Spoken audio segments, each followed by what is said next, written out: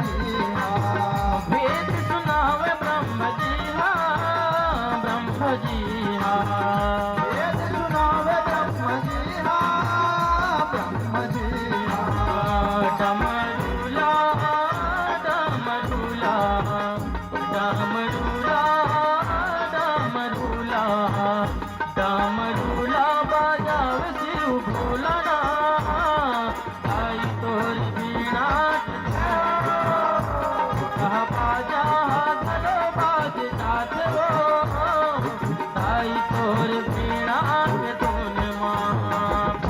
बाजा घर बाज जात हो, गाय तोर वीणा के धुन माँ।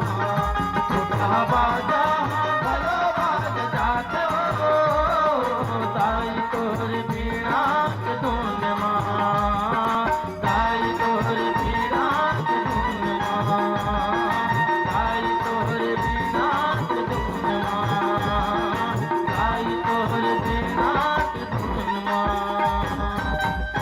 बोल दे सरस्वती मैया की जय, राम की देवी देवता की जय, बोलो दुर्गा मैया की जय। श्रद्धामयी माताओं,